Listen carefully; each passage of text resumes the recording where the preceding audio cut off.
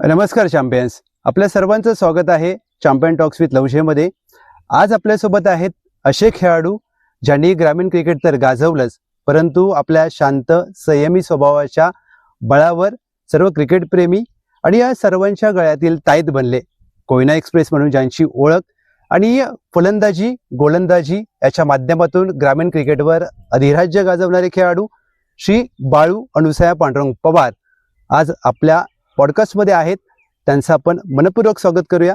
नमस्कार बाळू दादा. नमस्ते. नमस्ते. सर्वप्रथम आपलं सहर्ष स्वागत. बाळू दादा, सर्व तुम्हाला शांत संयमी आणि एक चांगले खेळाडू म्हणून ओळखतात, परंतु या स्वभाव तुम्हाला क्रिकेटमधून मिळाला की अनुभवातून शिकलात?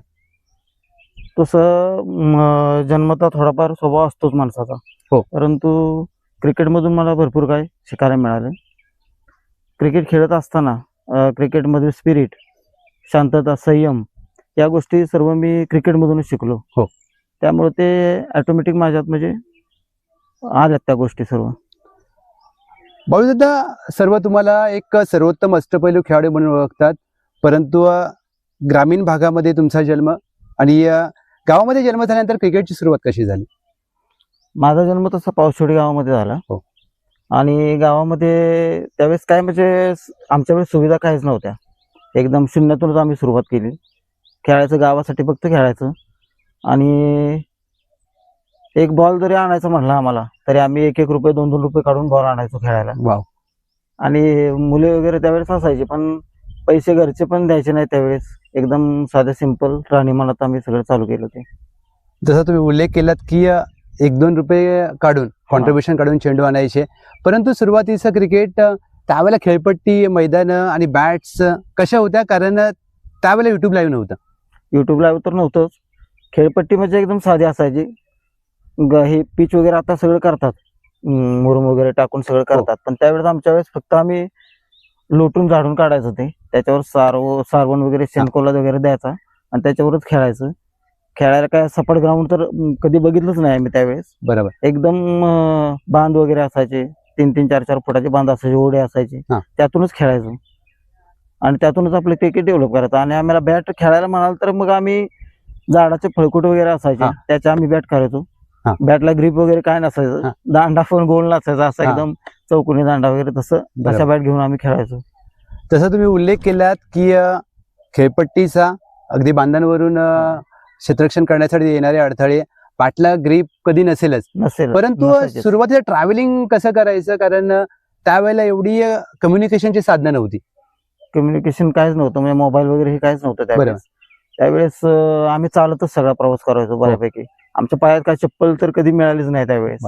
एकदम साध्या पद्धतीनेच, म्हणजे आम्हाला कोणाला बोलवायला जायचं म्हणलं तरी प्रत्येकाच्या घरी जायला लागायचं, घरनं बोलवून आणायचं. आम्हाला जेवण तर कधी म्हणजे घरून द्यायचेच नाही, म्हणजे असं एका दुसरा मुलगा जेवण आणायचा, त्याच्यातच आम्ही 10-15 मुलं असायचो. त्यांनी आपलं जे मिळेल ते खायचं थोडंसं आणि परत खेळायला उभं राहायचं. आमचं पाय एकदम म्हणजे उन्हातून खेळायचं दिवसभर. माझ्या तर पायाची म्हणजे अंगठ्याच्या अशी टोपणच गेलेली असायची, अशी चमडं निघालेलं असायचं. पण ते ग्राउंड मध्ये गेलं की कशाचंच भान राहायचं नाही बिलकुल. बरोबर. एकदम आतमध्ये गेलं की पूर्ण रक्तातच क्रिकेट भिनल्यासारखं व्हायचं पूर्ण.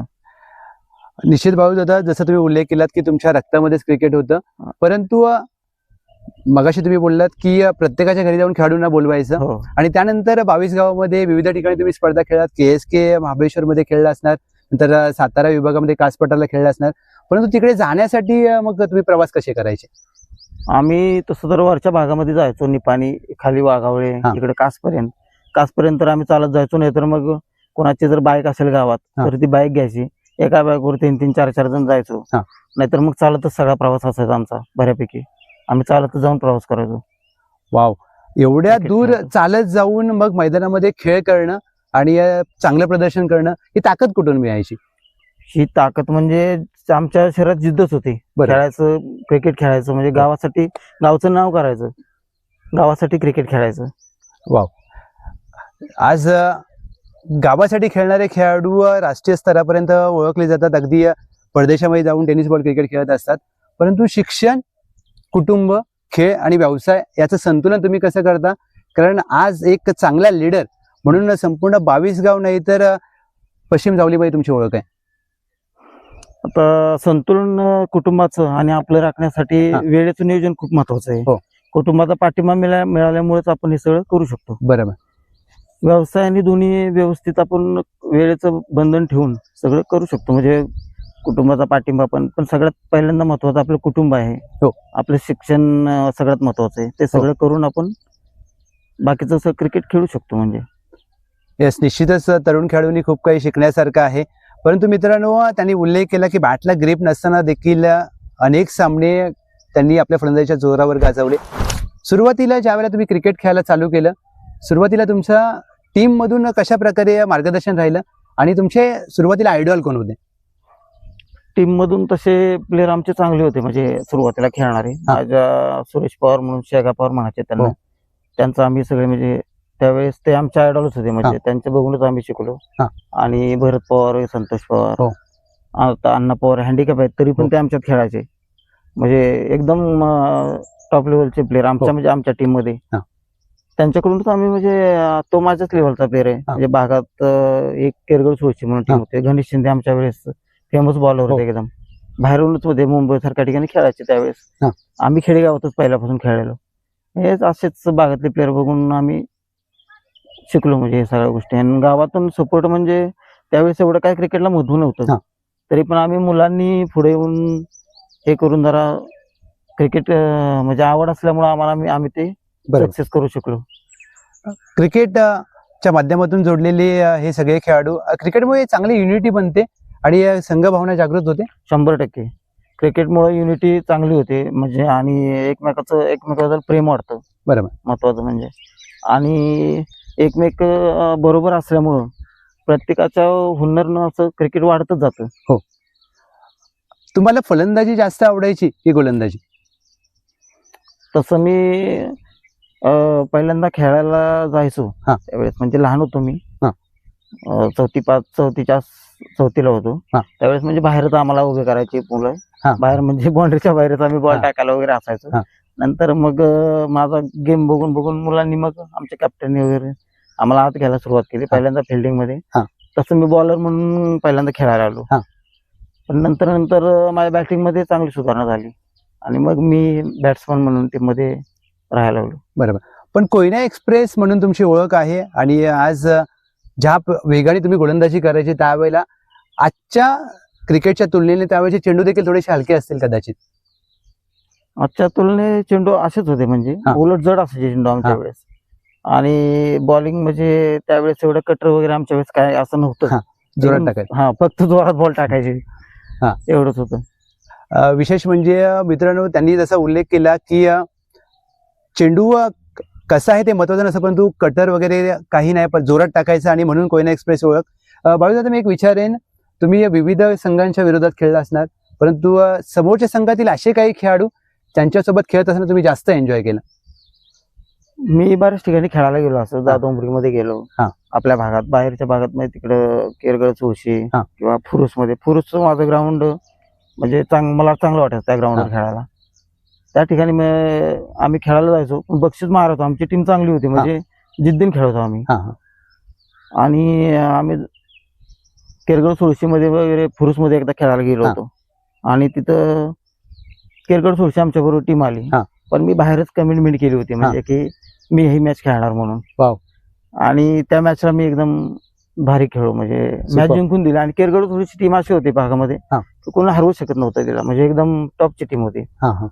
आणि आम्ही बाहेर, माझे मित्र होते, आमचे बंधू होते सुभाष पवार, विजय कसाचा इथला. त्याच्यानंतर आम्ही म्हणजे कमिटमेंट केली तिघांमध्ये की मी ही पहिली मॅच खेळणार नाही. आमची दुसऱ्या टीम बरोबर होती, पण मी ही मॅच खेळणार बोललो. आणि ते मॅच मी खेळलो. मग त्यांनी अभिनंदन केलं माझं सगळ्यांनी. माझे सुपर.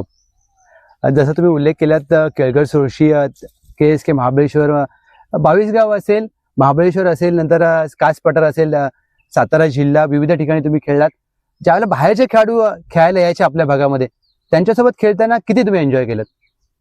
खूप एन्जॉय केलं. म्हणजे बाहेरचे प्लेयर यायचे खेळायला ना, त्यावेळेस मी जास्त जोमाने खेळायचो.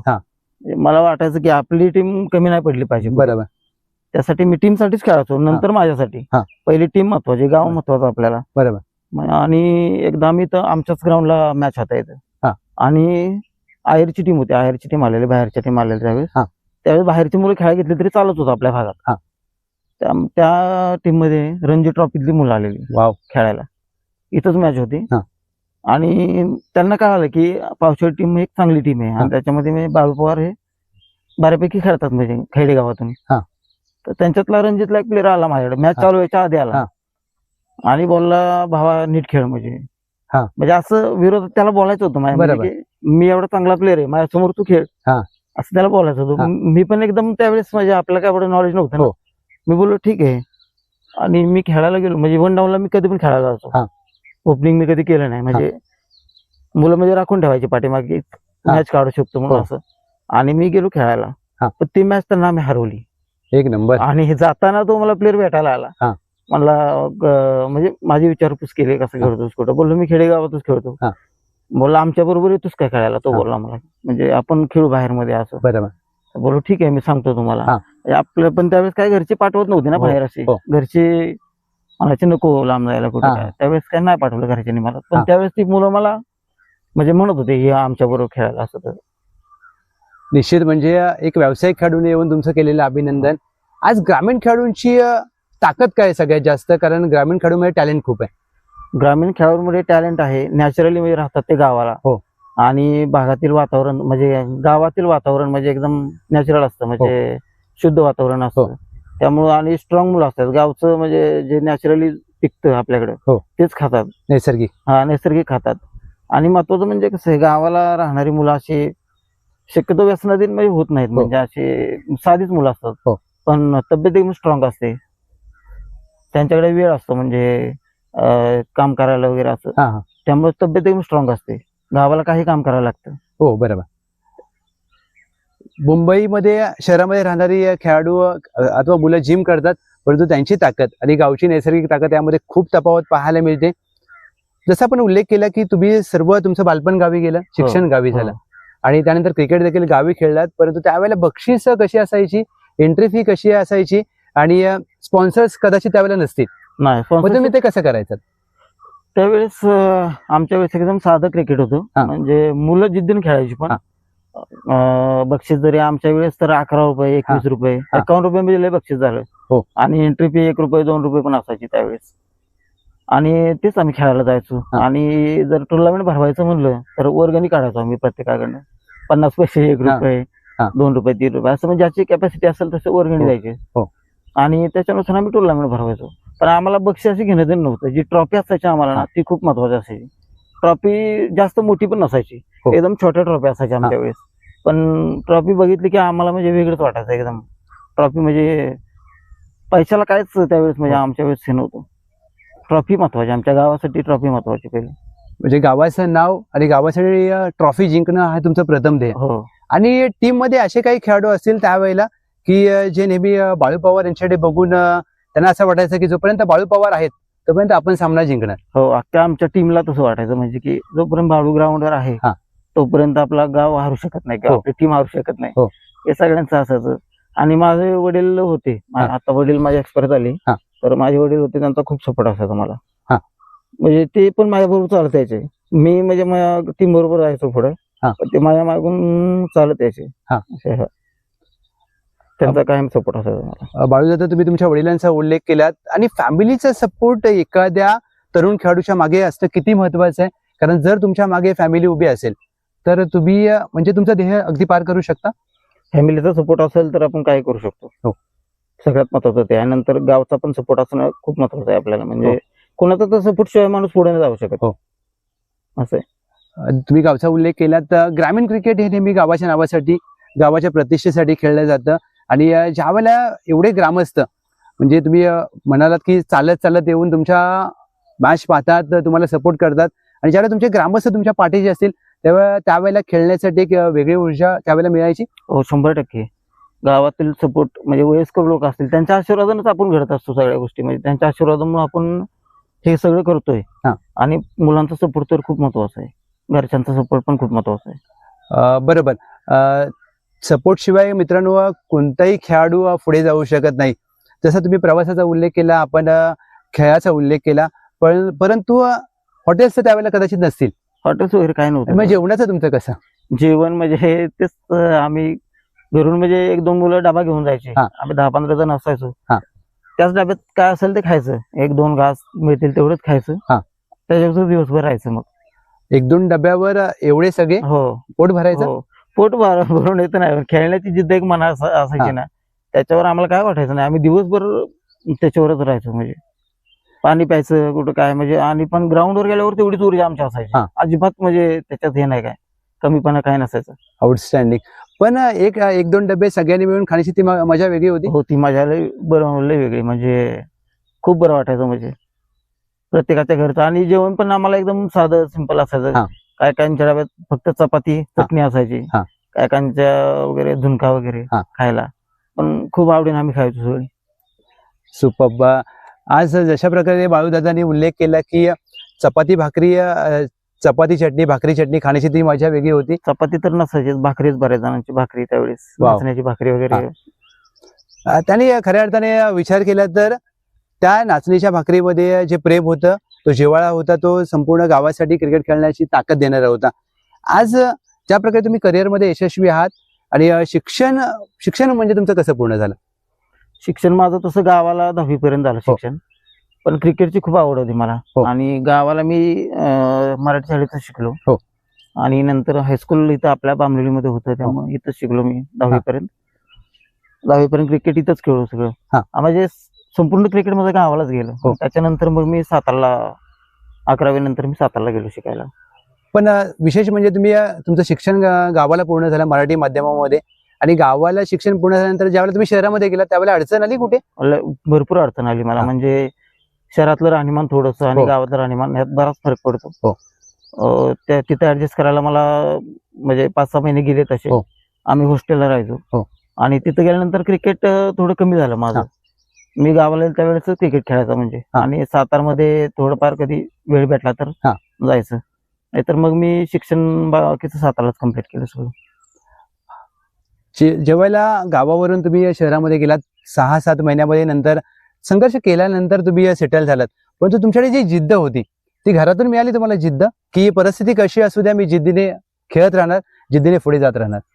घरातून तर मला वडिलांचा खूप सपोर्ट असायचा म्हणजे क्रिकेटच्या बाबतीत. आणि गावातील जे आमचे खेळाडू होते त्यांचा पण सपोर्ट असायचा. गावातील वयस्कर लोक, आपण गावासाठी खेळतोय म्हटल्यानंतर त्यांचा सपोर्ट असणारच ना. आणि त्यांच्या सपोर्टमुळे आम्ही जिद्दीनेच खेळायचो. क्रिकेटमध्ये कुठेच कमी पडलो नाही आम्ही. येस, महत्वाचं म्हणजे सपोर्ट खूप महत्वाचा आहे. बाळूदादा तुम्हाला एक विचारेन, त्यावेळेला पॉवर प्ले नसेल? नाही, पॉवर प्ले वगैरे काही नव्हतं आमच्या. एका मॅचला 1 चेंडू, कदाचित एका मॅचला 1 चेंडू. पॉवर प्लेचा विषयच नव्हता आम्हाला, म्हणजे माहितच नव्हतं आम्हाला त्यावेळी, नव्हतंच काय. आणि बॅटिंग करताना मग सगळ्यात तुमचा आवडता फटका कुठला होता? स्टेटला 6 मारणे माझा सगळ्यात आवडता फटका. अच्छा, समोर.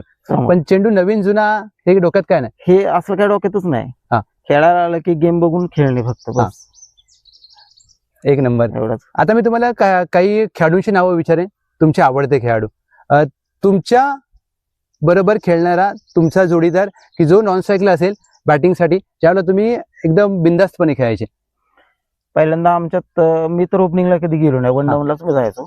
पण मी खेळायला गेलो तर सगळ्यात म्हणजे टीम मध्ये माझी विकेट महत्वाची मानायची सगळी मुलं. म्हणजे हा माझा मोठेपणा आहे की ते मला म्हणजे वाटायचे की त्यांना मॅच काढू शकतो किंवा काय हा काही करू शकतो. म्हणजे त्यासाठी मी जरी आउट होत असलो तरी मुद्दाम ते स्वतःची विकेट टाकायचे. म्हणजे अशा रनिंग मध्ये, रनआउट मध्ये वगैरे होत असलो स्वतःची विकेट टाकायची आणि मला म्हणायचे तू खेळ. आणि म्हणजे त्यांना माहिती असायचं की हा जर ग्राउंडवर राहिला तर कुठली पण मॅच आरामात काढू शकतो. तुमचा आवडता गोलंदाज? माझा टीम मधील ना, तुमच्या टीम मधील किंवा समोरच्या टीम मध्ये? तसं म्हणजे वेगवेगळ्या टीम मधले वेगवेगळे तसे आहेत गोलंदाज. म्हणजे तसे माझ्या आवडत्या टीम मध्ये म्हणजे माझ्या वेळेस गणेश शिंदे म्हणून होते, केरकर सोडशील, ते म्हणजे चांगले होते. तुमच्या टीमचा असा एखादा गोलंदाज की मॅच फसले तुमच्या व्यतिरिक्त, तुम्ही त्याच्या हातामध्ये चेंडू दिलात तर तुम्हाला मॅच काढून देईल? आमच्या टीम मध्ये अण्णा पवार होते, हँडिकॅप आहेत पायाने ते, पण आमचा टीमचा पूर्ण विश्वास त्यांच्यावर असायचा. म्हणजे कुठली एक ओव्हरला 2 रन जरी असल्या तरी ते मॅच काढू शकतात, आणि त्यांनी काढलेले आहेत मॅच. म्हणजे त्यांच्यावर पूर्ण विश्वास टीमचा आमच्या असायचा. ज्या प्रकारे तुम्ही अण्णा पवार त्यांचा उल्लेख केला. तर आता पण ज्या ठिकाणी आपण बसलोय, जिथे आपला पॉडकास्ट चालू आहे, हे मैदान आणि इथेच तुमचं बालपण गेलं. हो. याच गावामध्ये तुमची लहानाचे मोठे झालात. परंतु मित्रांनो, एक गोष्ट सांगायला निश्चितच आवडेल, पश्चिम महाराष्ट्र ग्रामीण क्रिकेटमध्ये अशी एकमेव प्रीमियर लीग जी गेली 9 वर्ष सातत्याने यशस्वीरित्या पूर्ण होते. आणि सर्वात महत्वाचं म्हणजे 22 गाव प्रीमियर लीग 9च्या 9 वर्ष गावाला आपल्या ग्रामीण भागामध्ये झालेत. आणि अशी एकमेव लीग संपूर्ण पश्चिम महाराष्ट्र ग्रामीण क्रिकेटचा विचार केला तर जी सर्व पर्व गावी झालेत. ज्यावेळेला 22 गाव प्रीमियर लीगचा तुमच्या डोक्यामध्ये विचार आला, त्यावेळेला नक्की उद्देश काय होता? कारण क्रिकेट त्यावेळेला एवढं समृद्ध नव्हतं. क्रिकेट त्यावेळेस समृद्ध नव्हतं, पण आमच्या डोक्यात काय आलं की जे आपल्याला मिळालं नाही ते आपल्या पुढच्या पिढीला मिळालं पाहिजे, पुढच्या तरुणांना भेटलं पाहिजे. कारण आपल्याला काही मिळालंच नाही, म्हणजे आपल्या आयुष्यात म्हणजे पुढे जाण्यासाठी मार्गदर्शक असं कोण नव्हतं म्हणजे एवढं. तर त्या आपल्या मुलांना असं म्हणजे आणि समाजापर्यंत एक चांगला उद्देश जाण्यासाठी हे क्रिकेट एक माध्यम आहे. त्यातून कुठलंही समाजकार्य घडू शकतं, मुलांमध्ये माणसांमध्ये म्हणजे एकी निर्माण होऊ शकते. त्यासाठी समाजापर्यंत पोहोचण्यासाठी आम्ही म्हणजे मीच नाही, म्हणजे असे माझ्या पाठीमागे भरपूर चेहरे आहेत 22 गावामध्ये की ज्यांनी ही बीपीएल घडवण्यासाठी भरपूर कष्ट घेतले. तुमच्या मागे जी टीम आहे त्या टीमचं देखील कौतुक, जी खंबीरपणे तुम्हाला नेहमी सपोर्ट करत असते. परंतु एक चांगला लीडर म्हणून तुम्हाला सगळे ओळखतात. आज संपूर्ण 22 गाव प्रीमियर लीगचा विचार केला तर बाळूदादा पवार म्हणजे एक असा लीडर जो सगळ्यांना घेऊन चालतो. आणि विशेष म्हणजे ज्यावेळेला गेली 5ची 9 पर्व गावाला झाली, त्यावेळेला असं कधी विचार आला नाही की एखादा पर्व मुंबईला व्हायला पाहिजे? लिडरशिप करणं म्हणजे नुसतं मार्गदर्शन करणं नाही, तर सगळ्यांना बरोबर घेऊन जाता आलं पाहिजे आपल्याला. बरोबर ना? म्हणजे एक छोटा प्लेअर असू नाही तर मोठा प्लेअर असू, सामान्य प्लेअर जरी असला तरी सगळ्यांना आपल्याला बरोबर घेऊन जाता आलं पाहिजे. आणि माझं महत्वाचं उद्दिष्ट काय असतं की सगळ्यांचं ऐकून घ्यायचं आपण आणि नंतर आपलं डिसिजन द्यायचं. सगळ्यांचं ऐकून घेण्याची कॅपॅसिटी पण आपल्यात पाहिजे आणि नंतर मग आपलं काय असेल ते आपण बोललं पाहिजे. पण ही कला जर आताच्या खेळाडूंना अवगत करायची असेल तर मग काय करायला पाहिजे? कारण सध्या ऐकण्याची कॅपॅसिटी संयम महत्वाचा आहे कुठल्या पण गोष्टीत. सगळ्या मुलांनी म्हणजे कसं आहे, संयम ठेवला पाहिजे. संयमातूनच सगळं होतं. म्हणजे तुम्ही या संयमाचा उल्लेख केलात आणि या लिडरशिपचा उल्लेख केलात. आज 22 गाव प्रीमियर लीगचा आपण सातत्याने उल्लेख करत असतो. क्रिकेटच्या माध्यमातून केलेलं सामाजिक कार्य आणि त्यातून दिलेला एक सामाजिक संदेश, तो किती महत्वाचा होता? क्रिकेटच्या माध्यमातून आम्ही काय ठरवलं म्हणजे समाजापर्यंत जायचं म्हणलं तर समाजासाठी पण आपल्याला काहीतरी केलं पाहिजे. नुसतं आपण क्रिकेट खेळायचं आणि ते असंच हे करायचं म्हणजे त्याचा उपयोग नाही काय. त्यासाठी आपल्या समाजासाठी पण काहीतरी केलं पाहिजे. त्यासाठी आम्ही मुलांनी ठरवलं की जे पैसाच बॅलन्स राहतो आपला, त्याच्यातून जी शाळा आहेत, आपली मुलं जी शिकतात आपल्या भागातील किंवा सगळे, तर त्यांच्यासाठी मदत करणे किंवा आरोग्याविषयी काय समस्या असेल लोकांना, आजारी पेशंट असतील किंवा काय असेल त्यांना मदत करणे, भागातील लोकांना जे मोठ्या मोठ्या आजाराने ग्रस्त असतील किंवा ज्याची परिस्थितीच नाही दवाखान्यात जायची अशा लोकांना मदत करणे, शालेय उपक्रम राबवणे काहीतरी, असं आमच्या डोक्यात आलं सर्व मुलांच्या. आणि आम्ही मग ते दरवर्षी चालू केलं. विशेष म्हणजे क्रिकेट हा सगळ्यांना जोडणारा एक महत्वाचा माध्यम आहे आणि त्याच्या माध्यमातून तुम्ही केलेलं सामाजिक कार्य हे देखील खूप उल्लेखनीय आहे. परंतु क्रिकेटच्या माध्यमातून ज्या वेळेला ग्रामीण खेळाडूंना एवढं चांगलं व्यासपीठ तुम्ही मिळवून दिलात, गेली 9 वर्ष झालं, आणि त्यातून खेळाडू तयार होण्यासाठी एक चांगला प्लॅटफॉर्म मिळाला आणि मार्गदर्शन देखील खूप महत्वाचं तुमच्या माध्यमातून सगळ्यांना मिळतं. 22 गाव प्रीमियर लीग 9व्या पर्वामध्ये एक अशी अभूतपूर्व घटना घडली क्रिकेटच्या माध्यमातून की पहिली बाईक ग्रामीण क्रिकेटमध्ये आपल्याला पाहायला मिळाली 22 गाव प्रीमियर लीगच्या माध्यमातून. आणि या बाईक मालिकावीरासाठी देण्याचा उद्देश काय होता नेमका? मालिकावीरासाठी बाईक ठेवण्याचा उद्देश म्हणजे एकच, आपल्या खेडेगावात कधी कुणी असं म्हणजे एवढं मोठं बक्षीस कधीच ठेवलं नाही. आमच्या वेळेस तर कधी हे घडलंच नाही आमच्या क्रिकेटमध्ये. पण आमचा उद्देश एकच होता की आपल्या ग्रामीण भागातील जे तरुण मुलं आहेत ना आता, त्यांना एक चालना मिळावी आणि आपल्यातील कोणतरी एक चांगला खेळाडू घडावा. बाईक म्हणजे बाईकसाठी नाही, पण असं त्याच्यात एक उत्तेजना निर्माण व्हावी, त्यासाठी आपण ते म्हणजे केलं. आणि आपल्यातून एक चांगला प्लेअर पुढे जावा, एक रणजी ट्रॉफी म्हणा किंवा पुढे कुठल्या चांगल्या लेवलला जावा, त्यासाठी त्यात उत्तेजना निर्माण करण्यासाठी आपण ते केलं सर्व मुलांनी मिळून. त्याबद्दल आपलं खरंच कौतुक मनापासून करावं लागेल.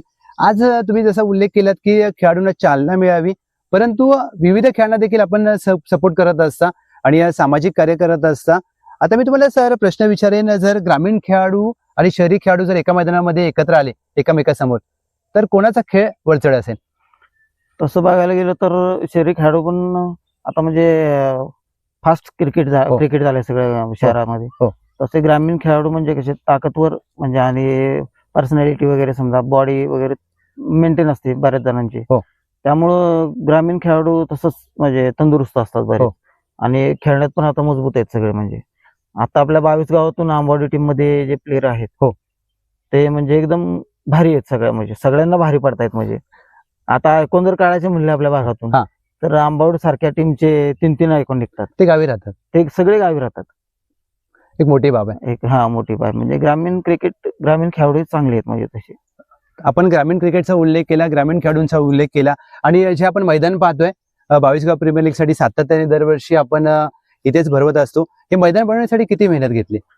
खूप मेहनत घेतली. इथून म्हणजे हे मैदान नव्हतंच तसं, मधून ओढा वगैरे गेला होता. तर आपण BPL ची ज्यावेळेस सर्व मुलांनीच आम्ही स्थापना केली ना BPL ची 2016 साली. त्यावेळेस मुलांच्या डोक्यात आलं सर्वांच्या की आपल्या मुलांना खेळण्यासाठी ग्राउंड सुद्धा चांगलं पाहिजे. एक प्लेन ग्राउंड करण्याचा प्रयत्न करू. त्यामुळे त्यावेळेस सर्व मुलांनी भागातील मुलांनीच म्हणा, गावातील मुलांनी, ग्रामस्थांनी सगळ्यांनी डोक्यात घेतलं विषय.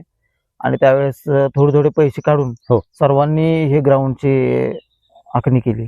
आणि त्यावेळेस ग्राउंड 2016 सालीच तयार केलं. मग त्यावेळेस एवढं टॉप लेवलला नव्हतं ग्राउंड, पण बऱ्यापैकी केलं. आणि त्यावेळेस BPL भरवली मग इथं 22 गाव प्रीमियर लीग. अप्रतिम. आज ग्रामीण खेळाडूंना खेळण्यासाठी एवढं मोठं व्यासपीठ तर मिळवून दिलंय आणि विशेष म्हणजे एवढं चांगलं क्रीडांगण.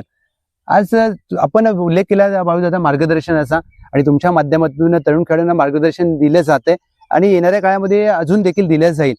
परंतु एखादा यंगस्टर खेळाडू ज्या वेळेला क्रिकेट खेळतोय आणि सध्या क्रिकेट खूप फास्ट झालंय, पैसा देखील क्रिकेटच्या माध्यमातून खूप आलाय, तो पैसा तरुण खेळाडूंनी कसा मॅनेज करायला पाहिजे? क्रिकेटच्या माध्यमातून जो पैसा येतो म्हणजे वैयक्तिक जो येतो ना तो म्हणजे कुठल्याही खेळाडूंना आपल्या म्हणजे असं व्यसनाधीन नाही झालं पाहिजे. बरोबर. आपल्या कुटुंबासाठी किंवा स्वतःसाठी वापरला पाहिजे तो. असं म्हणजे चांगल्या कामासाठी, असं वाईट कामासाठी नाही वापरला पाहिजे. म्हणजे ते त्यांच्या आरोग्यासाठी पण खराब आहे आणि कुटुंबासाठी पण बरोबर नाही. त्यामुळे तो चांगल्या कामासाठी वापरला पाहिजे त्यांनी. निश्चित एक अप्रतिम एक मोलाचा संदेश बाळूदादांनी दिलाय. मित्रांनो, जर तुम्हाला क्रिकेटमधून पैसे मिळत असतील तर निश्चित तो तुमच्या घरासाठी वापरा, स्वतःसाठी वापरा, व्यसन करू नका. आज आपण सातत्याने ज्या गोष्टीचा उल्लेख करत आहोत की पश्चिम महाराष्ट्र ग्रामीण क्रिकेटमधील अशी एकमेव लीग 22 गाव प्रीमियर लीग जी गेली 9 वर्ष गावाला होते, आपल्या ग्रामीण भागामध्ये होते आणि त्यासाठी तुम्ही सर्व ग्रामस्थांचा उल्लेख केलात, सर्व तुमच्या टीमचा उल्लेख केलात. परंतु काही अशी नावं असतील की ज्यांनी प्रचंड मेहनत घेऊन एक रोपटं लावलं होतं, त्याचा आता वृक्ष होत चाललाय. BPL घडवण्यासाठी आम्ही म्हणजे सर्व मुलांनी भरपूर मेहनत केली. त्याच्यामध्ये आता नितीन सूर्य वगैरे, सुभाष जाधव आहेत, किरण भोसले आहेत, संतोष साळुंके सरपंच आहेत आपले, संदीप जांभळे आहेत मुनावळ्याचे, असे म्हणजे बरेच नाव घेण्यासारखे बरेच आहेत. सगळ्यांनीच म्हणजे मुलांनी मेहनत घेतली आणि आम्ही ह्याची पहिली मीटिंग मुंबईमध्ये केली. कारण आपल्यातली 90% मुलं मुंबईला आहेत, गावाला काय बोटावर मोजण्यासारखीच मुलं आहेत. त्यामुळे आम्ही पहिली मीटिंग मुंबईला केली. मुंबईला पण जायचं म्हणलं तरी त्यावेळेस लय प्रॉब्लेम असायचे. आम्ही एसटीने वगैरे जायचो. इथून नितीन, मी, संदीप जांभळे वगैरे, किरण भोसले वगैरे आम्ही इथले एसटीने जायचो. संतोष असायचा. आणि आम्ही मुंबईला जाऊन फुटपाथवर मिटिंग केलीत. रात्रीच्या 10-10, 11-11, 12-12 वाजता फुटपाथवर आम्हाला पोलीस यायचे, उठवून लावायचे. परत आम्ही बसायचो कुठेतरी. असं मी मुंबईला मिटिंग केल्या. सुरुवातीला म्हणजे लय स्ट्रगल करावं लागलं आम्हाला. मुलं जमवायला पण खूप वेळ लागायचा. म्हणजे प्रत्येकाच्या शेवटी मनात यायला बराच वेळ गेला ना तो. आणि त्याच याच्यातून शेवटी मुलांना पटत गेलं. म्हणजे नुसतं हा क्रिकेट नाही, क्रिकेटमधून एक सामाजिक बांधिलकी आहे. आपल्या मुलांना मुंबई सारख्या ठिकाणी राहून कुठली अडचण आली तर आपण सगळी मुलं एक पाहिजे. कुठलाही प्रसंग आला तर एक कॉल केला तर आपली मुलं यावीत. कमीत कमी मुंबईला जी मुलं आहेत ती तरी एकत्र यावीत. त्याच्यामुळे आपल्याला म्हणजे एक आधार मिळतो. बाकी पैशाचा विषय नाही, पण सपोर्टला जरी मुलं असली तरी भरपूर झालं आपल्याला. त्याच्यानुसार आम्ही ती सर्व मुलांनी हे केलं आणि आम्ही एकत्र आलो सगळे. त्यावेळेस ते संजय जाधव सरपंच पण होते आमच्या बरोबर. म्हणजे ते असायचे बरीच मुलं म्हणजे आहेत अशी नाव घेण्यासारखी. एक प्रामाणिकपणे तुमचा प्रयत्न आज यशस्वीरित्या होतोय आणि आज सोशल मीडियाच्या माध्यमातून सगळी मुलं एकत्र झालेत आणि कौतुक करावं लागेल तुमच्या सर्व संपूर्ण टीमचं. कारण ज्या प्रकारे तुम्ही एका चांगल्या उद्देशाने केलेली सुरुवात आता 10व्या वर्षामध्ये येऊन ठेपल्या. आज 22 प्रीमियर लीगचा आपण उल्लेख करत असताना जे आपले पुरस्कर्ते आहेत, स्पॉन्सर्स आहेत, त्यांचं किती महत्वाचं योगदान राहिलंय? तसं तर 2016 साली आपण याची स्थापना केली. हा. त्यावेळेस छत्रपती शिवाजी महाराजांचे 13वे वंशज माननीय छत्रपती उदयनराजे भोसले हे आपल्या उद्घाटनाला आणले होते आपण सुरुवातीलाच एकदम. त्यांचा पण त्यावेळेस आम्हाला भरपूर सपोर्ट मिळाला. त्याच्यानंतर आपले सार्वजनिक बांधकाम मंत्री आता आहेत ते छत्रपती शिवेंद्रसिंहराजे भोसले यांच्याच मार्गदर्शनाखाली आपले आता BPL चालू आहे. आणि त्यांचे कट्टर समर्थक आता माननीय आपले रांजणे साहेब, ज्ञानदेवजी रांजणे साहेब यांचं म्हणजे अनमोल सहकार्य आपल्याला असतं. म्हणजे सुरुवातीपासूनच त्यांच्या माध्यमातून बाबांपर्यंत पण जाता आलं. आणि त्यांचं म्हणजे भरपूर सपोर्ट असतो. त्यांच्यामुळेच आम्ही जे आता उभा आहे ना त्याला एकमेव कारणीभूत म्हणजे ज्ञानदेवजी रांजणे साहेब आहेत. आणि त्यांच्या सपोर्टमुळेच आम्ही सगळं घडवू शकलो. म्हणजे कुठल्याही अडचणीमध्ये ते आम्हाला कायम सपोर्टिव्ह असतात. म्हणजे कुठलीही कमी पडू द्या ते बोलतात तुम्ही जे सामाजिक कार्य करताय त्याच्यामध्ये तुमचे जर 1 लाख असले तर माझे पण 1 लाख घ्या. पण तुमच्या भागात कुठलेही काही सपोर्ट लागला तर मी तुमच्या पाठीमागे आहे. त्यांच्या जीवावर आम्ही सगळं करतोय. त्यांच्याच बरोबर आता म्हणजे भागातील आपले उद्योजक आहेत बरेच जण, जसे की संतोष जाधव साहेब आहेत, संदीप दादा शिंदकरे आहेत आपले, त्याच्यानंतर KK शेलार साहेब आहेत, लक्ष्मणदादा जाधव साहेब आहेत. असे बरेच म्हणजे हे उद्योजक आहेत आपल्या भागामध्ये की ते मुलांना सपोर्ट करतात. तसेच आपल्या भागातील बरेच म्हणजे वयस्कर लोक आहेत, त्यांचा आपल्या सगळ्या मुलांना सपोर्ट असतो. ग्रामस्थ सुरुवातीला आपल्याला खूप त्रास झाला म्हणजे या सगळ्या गोष्टी करायला. लोकांचा विरोध होता. म्हणजे ते काय वंडग्या पद्धतीने खेळत असतील किंवा काय असं वाटायचं लोकांना. पण त्यांच्यात आम्ही नक्कीच बदल घडवून आणला. म्हणजे कारण आम्ही काय वाईट करतच नव्हतो. मुळात आमच्या मनातच चांगला उद्देश होता. तसेच आपल्या सातारमधले मेडिकल असोसिएशनचे अध्यक्ष माननीय प्रवीणदादा पाटील यांचं सुद्धा आपल्या 22 प्रीमियर लीग साठी खूप मोलाचं सहकार्य लाभलेलं आहे. सुरुवात तर करावीच लागते आणि ज्यावेळेला तुम्ही चांगली सुरुवात करता, तुमचा उद्देश चांगला असतो, त्यावेळेला लोकांचं सहकार्य देखील तुम्हाला लाभतं.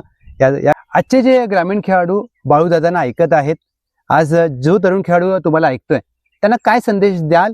कारण संदेश द्यायचं झालं तर त्यांनी काय काय नियम आहे ते पाळले पाहिजे. म्हणजे पहिल्यांदा स्वतःचं शिक्षण सगळ्यात महत्वाचं आहे. ते बघत बघत सगळं केलं पाहिजे. त्यानंतर स्वतःचं करिअर घडवलं पाहिजे. स्वतःची तब्येत महत्वाची सांभाळली पाहिजे. सगळ्यात महत्वाचं ते आहे. स्वतःची तब्येत चांगली असेल तर तुम्ही काय करू शकता, क्रिकेट खेळू शकता, बिझनेस करू शकता, म्हणजे कुठल्या क्षेत्रात तुम्ही पुढे जाऊ शकता. आणि कुठलंही व्यसन महत्वाचं करू नका. सगळ्यात महत्वाचं ते आहे. तुम्ही जर व्यसन कुठलं केलं नाही तर तुम्ही तब्येत वगैरे व्यवस्थित ठेवणार, कुठल्याही क्षेत्रात तुम्ही सक्सेस होऊ शकता. हाच माझं म्हणजे सगळ्या मुलांना सांगणं आहे. महत्वाच्या सगळ्या मुलांनी संयम महत्वाचा आहे. भांडण करून कुठलीही गोष्ट शक्य होत नसते. भांडण करून म्हणजे ते वाढतच जाणार विषय. त्यापेक्षा संयम हा महत्वाचा आहे. संयमानंच आपल्याला उत्तर मिळतं कुठल्या पण गोष्टीचं. निश्चित. ज्या प्रकारे आज बाळूदादा पवार यांनी आपला अनुभव, त्यांचं मार्गदर्शन आपल्याला लाभलं.